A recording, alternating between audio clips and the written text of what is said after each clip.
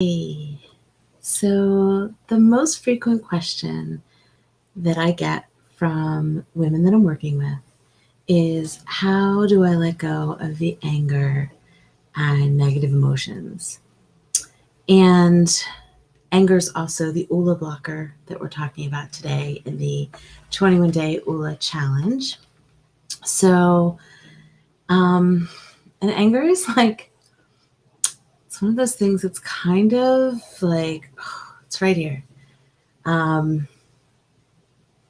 I've done a lot of work around this because I tapped into my own personal anger stuff years ago, and it took me a long time to figure out how to work through it.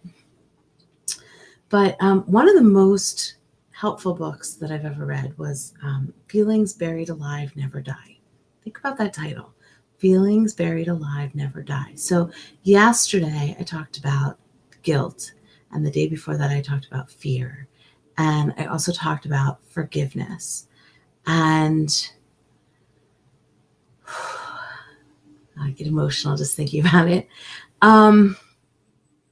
So feelings buried alive never die. And so much of the time when we have negative emotions, particularly in the process of parenting, we stuff them. We stuff them. We push them down in various ways, and they don't go anywhere. They have nowhere to go. And so what happens is we have these unexpressed, suppressed emotions that become the kind of fabric of our makeup, and they appear as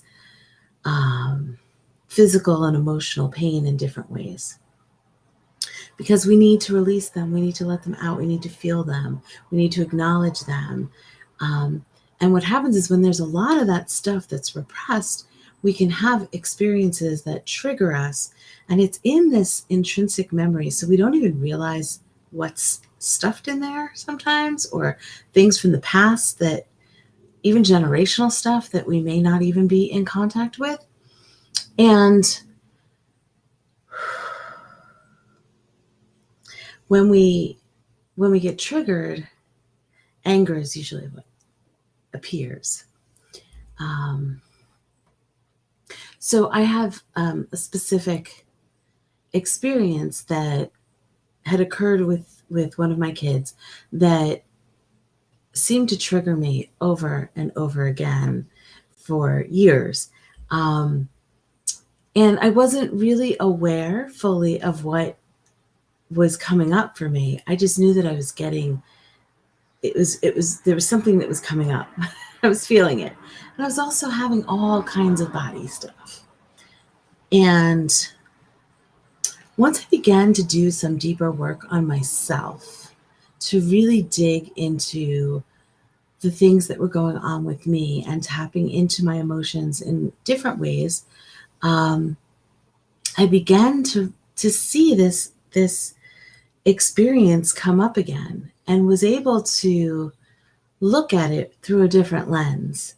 And I was able to see that what was coming up for me as anger and fear was really, there was a lot of fear, but there was also guilt, and there was also a deep sadness, and there was a lot of emotion that was mixed in there. And it was just this like cesspool of stuff that was coming out as just anger at like the most inopportune moments, right?